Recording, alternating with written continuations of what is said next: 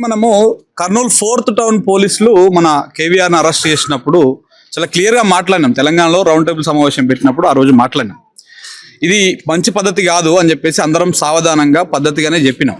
మరి ఇక చూస్తూ ఉంటే మరి రెడ్ బుక్ రాజ్యాంగం ఓన్లీ ఆంధ్రప్రదేశ్లోనే ఇంప్లిమెంటేషన్ అవుతుందని నిన్నటిదాకా మనం అందరం అనుకున్నాము. బట్ తెలంగాణలో కూడా ఇంప్లిమెంటేషన్ అవుతున్నట్టు కనపడతా ఉంది. అసలు చంద్రబాబు నాయుడు, లోకేష్ గారు, పవన్ కళ్యాణ్ గారు శనివారం ఆదివారం వస్తే ఏడుంటారు సార్? మీరు ఏడుంటారు అండి? తెలంగాణలో ఉంటున్నారు, హైదరాబాద్లో ఉంటున్నారు. నీ కాపలా ఉండేది ఎవరండి?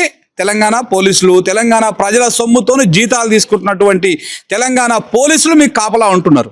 మా సొమ్ము తింటారు, మా గడ్డ మీద ఉంటారు. మా బిడ్డలని ఇలా మీ గురించి మాట్లాడుతూ ఉంటే ఏమన్నాడైనా ఏం తప్పు? అచ్చా, రెడ్ బుక్, ఎర్ర బుక్, ఎర్రి బుక్ అన్నందుకు మీకేదో ప్రాబ్లం అయింది.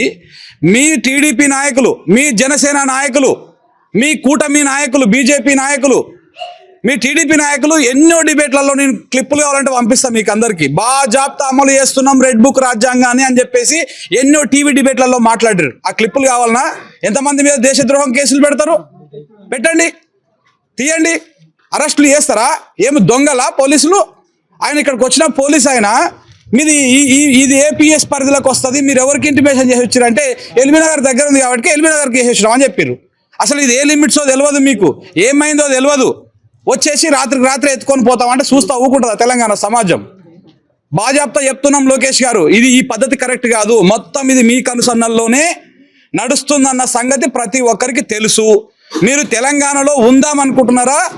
2016-17లో తోక ముడుచుకొని కరకట్టకు పారిపోయినట్టు మళ్ళీ తరమాలను మిమ్మల్ని. ఇల్లులను కూడా ఖాళీ చేపిస్తాం, బాజాప్తా చెప్తున్నాం. మీ ఇండ్లు, మీ నివాసాలు కూడా తెలంగాణ నుంచి పోవాల్సి వస్తుంది మీరు ఈ రకమైనటువంటి దుశ్చర్యలకు మీరు పాల్పడితే.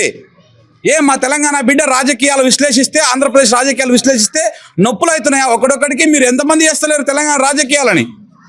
ఆంధ్ర పాలిటిక్స్ మీద ఆంధ్ర విశ్లేషకులు, ఆంధ్ర జర్నలిస్టులు, ఆంధ్ర ప్రాంత మిత్రులు ఎంతమంది చేస్తలేరు తెలంగాణలో? ఒక్కొక్కరు ఒక్కొక్క పార్టీ స్టాండ్ తీసుకుంటున్నారు. కొన్ని సందర్భాల్లో అయితే తెలంగాణ గడ్డని, తెలంగాణ నేలని కూడా మీరు హ్యూమిలేట్ చేసిరు, రకరకాలుగా కించపరిచినట్టుగా మాట్లాడిరు. అయినా కూడా మీ సహనంతో ఉండలేదా?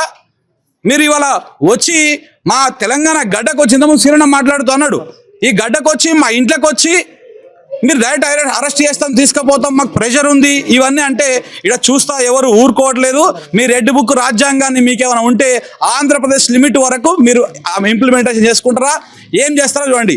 ఒకవేళ ఎర్రీ బుక్ అన్నందుకే మీకు కేసులు పెట్టాల్సి వస్తే రెడ్ బుక్ రాజ్యాంగం పేరు పెట్టినందుకు లోకేష్ మీద కేసు పెట్టాలా?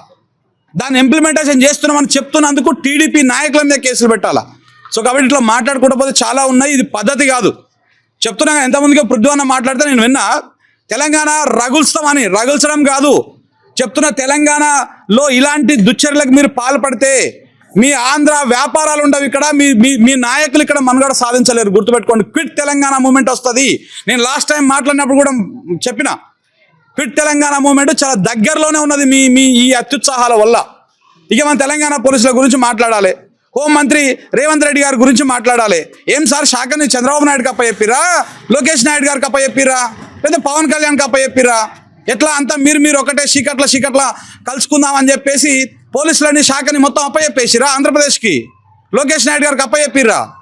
అందుకేనా మన పోలీసులను గుంపులుగా పెట్టేసి అక్కడ వాళ్ళ కాపలా కాస్తా ఉన్నారు. మన తెలంగాణ బిడ్డలు అరెస్ట్ చేసుకపోతుంటే కళ్ళప్పకి చూస్తూ ఉన్నారు. ఇది పద్ధతి కాదు. మీ పద్ధతులు మార్చుకోవాలి.